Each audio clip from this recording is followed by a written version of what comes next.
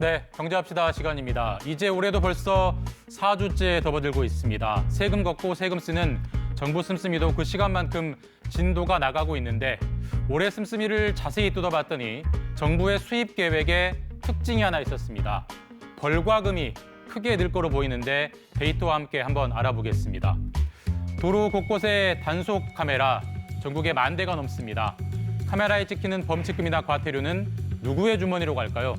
정부의 세외 수입, 즉 세금이 아닌 수입으로 잡힙니다.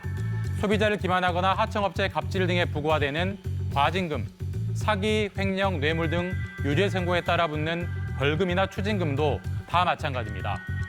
정부는 이런 벌금류 수입을 별도의 예산 항목으로 잡고 있는데 올해 목표액이 지난해보다 8% 넘게 늘었습니다. 최근 5년 새 가장 큰 증가폭입니다. 액수를 가장 많이 늘린 곳은 경찰입니다. 지난해보다 1,500억여 원 더 걷겠다는 목표를 세웠습니다. 그 이유를 물었더니 교통단속 카메라를 크게 늘렸다는 답이 돌아왔습니다. 갑자기 범죄가 늘어나는 게 아니라면 벌과금 증가는 곧 단속 강화와 동의어입니다. 반면에 정부의 세금 수입은 지난해보다 줄어듭니다. 법인세 목표액이 26%, 종부세가 28% 감소합니다. 법인세 감세와 종부세 완화 효과가 올해부터 본격화된 결과입니다. 올해 정부 수입의 특징, 한 줄 요약하면 세금 깎고 벌금 늘린다입니다. 5,000원으로 점심을 먹는다. 요즘 이런 말을 꺼내면 아마 주변에서 농담하지 말라 이런 얘기 들을 겁니다. 그만큼 우리에겐 턱도 없는 얘기인데 일본에선 충분히 가능한 일이라고 합니다. 영국 일간지 가디언의 르포 기사입니다. 도쿄 직장인의 점심값을 현장 취재했습니다. 도쿄 특파원이 직접 500엔 동전 하나로 규동, 만두, 라면, 소바, 카레까지 매일 다른 점심을 먹었습니다. I didn't feel hungry after I'd eaten lunch at that price, but that's no bad thing because I've saved a few pennies. 지난해 일본 직장인의 평균 점심값은 5,000원에서 6,000원대였습니다.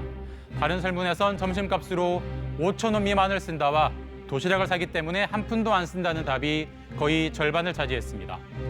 이 정도면 충분히 싼 것 같은데 더 아끼려는 수요도 상당합니다. 화면에서 보시다시피 밥 하나, 반찬 하나뿐인 200엔짜리 도시락이 인기고 3,000원대인 학생 식당에 직장인이 몰려든다는 보도도 있습니다. 반면 서울 주요 도심에선 보시다시피 10,000원 한 장으로 점심 먹기 어렵습니다. 지난해 상반기 통계니까 아마 올해는 더 올랐을 수도 있습니다. 환율과 현지의 물가를 감안한 국민의 실제 생활 수준을 1인당 구매력 평가 지수라고 하는데 한국이 2017년부터 일본을 앞서고 있습니다. 국가는 일본이 더 잘 살지만 국민은 한국이 더 잘 산다는 얘기입니다. 그렇다고 해도 한국 직장인이 일본보다 2배 더 버는 건 아닐 텐데 점심값 가격만큼은 거의 곱절인 게 현실입니다. 자원은 넘치지만 자본은 부족한 대륙, 아프리카의 전형적 특징이죠. 오래전부터 중국은 이 틈을 파고들었습니다. 자원 부국에 막대한 돈을 빌려주고 그 빚을 지렛대로 영향력을 키워왔는데 그런 아프리카에서 중국이 미국에 한 방 먹는 사건이 발생했습니다. 아프리카 콩고는 구리, 망간, 코발트가 풍부합니다. 다만 바다가 없는 내륙입니다. 그래서 콩고에서 앙골라 로비토항까지 가는 철도망 로비토 회랑이 설계됐습니다. 전기차 배터리에 꼭 필요한 망간과 코발트 등을 30년간 운송하는 핵심 사업입니다. 앙골라는 1대1로 등에 참여하며 아프리카에서 가장 많은 57조 원을 중국에 빚졌습니다. 연간 GDP의 40%에 해당할 정도여서 중국의 낙승을 예상했는데 앙골라가 미국의 사업권을 주어버린 겁니다. This is the first of its kind project. It's the biggest U.S. rail investment in Africa ever.